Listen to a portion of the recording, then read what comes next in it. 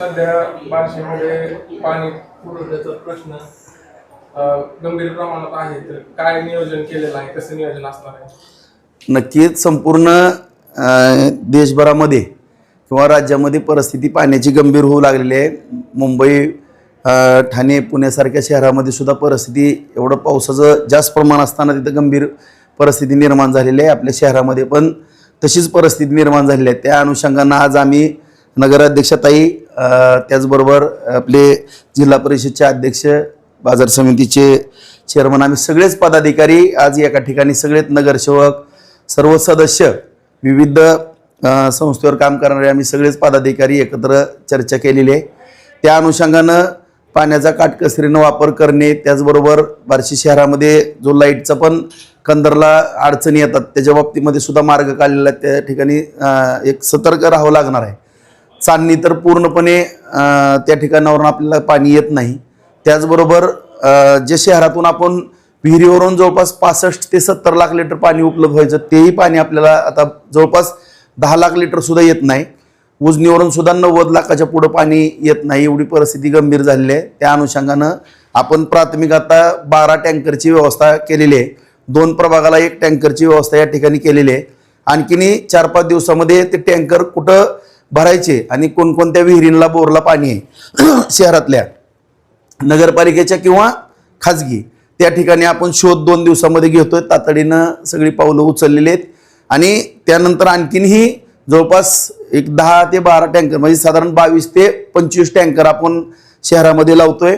काही नगरपालिकेच्या वतीनं असतील, काही जे काही स्वतः स्वइच्छेनं काही मदत करण्याच्या दृष्टिकोनातून काही जण टँकर देणार आहेत. आणि त्या अनुषंगानं आपलं सगळं प्लॅनिंग चालू आहे. प्रत्येक प्रभागाला 1 टँकर, त्याच्या 5 ते 7 खेपा रोजच्या रोज होतील. परंतु ते पाणी भरण्याचा जो प्रश्न आहे, सगळेच बोर पण आटलेले आहेत. त्या अनुषंगानं तातडीनं आपण ज्या विहिरी आहेत ज्यांचा गाळ काढणं आवश्यक आहे त्याचा गाळ काढायचं काम हातामध्ये घेतोय. ज्या ठिकाणी रिबोर करायचे तोही विषय घेतोय. नव्यानं कुठं बोर मारून आपल्याला पाण्याची उपलब्ध होती का तेही जेही आपल्याला टोकाला जाऊन जे प्रयत्न करायचे आहेत ते प्रयत्न करावे लागणार आहेत. हीच परिस्थिती ग्रामीण भागामध्ये पण निर्माण होऊ लागलेली आहे.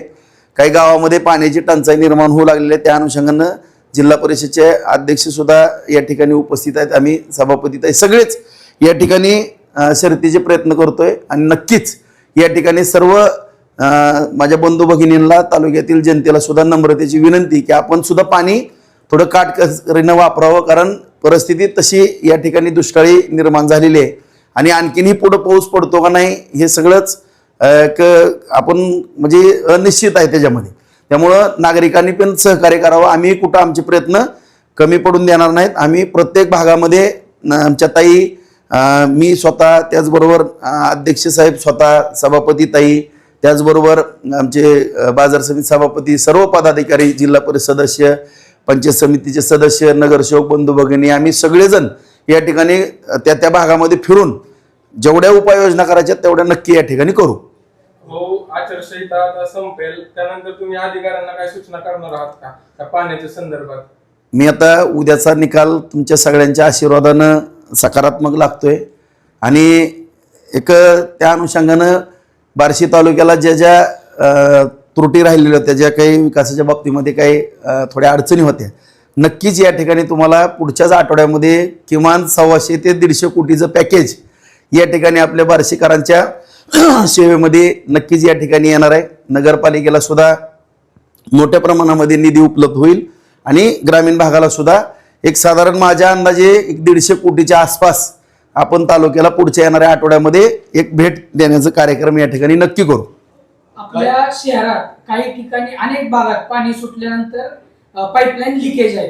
तर ते पाईपलाईन लिकेजचं काय करणार आहेत का आपण? अनेक भागात सगळ्या दुरुस्त केल्याने स्वतः ताई त्या साईटवर जाऊन सगळ्या परिस्थितीची पाहणी, स्वतः माननीय मुख्याधिकाऱ्यांना पण आम्ही सूचना देतो. आणि ताई स्वतः पाणी पुरवठा चेअरमन ताई सगळे जाऊन त्या ठिकाणी त्या दुरुस्त्या केल्या जातील. काही भागात टँकर मोठे जात नाही, लहान टँकरची ती सगळी व्यवस्था करू. माझी नागरिकांना नम्रतेची विनंती, कुठलीही काळजी करू नका. एक 2-3 दिवसाचा वेळ द्या. 2-3 दिवसामध्ये सगळं साधारण पुढच्या आठवड्यापासून सगळं सुरळीत आणण्याचा आम्ही प्रयत्न करतो. कारण पाण्याची उपलब्धच नाही. आम्ही टँकरनं पाणी पुरवठा करू. परत ज्या ठिकाणी बोर केलेले आहेत आता ते बोर पण आटलेले आहेत. आपण टाक्या पण बसवल्या, जवळपास 100हून अधिक बोर मारलेले आहेत. टाक्या जवळपास आपण एक 350-400 टाक्या आपल्या आहेत, आणखीन कुठं टाक्या लागतात टाक्याही देऊ. जेवढं शक्य आहे टोकाला जाऊन तेवढं नगरपालिकेच्या खर्चानं जे होते ते करू. व्यक्तिगत काय लागली मदत तर आम्ही ते पण करू. बस.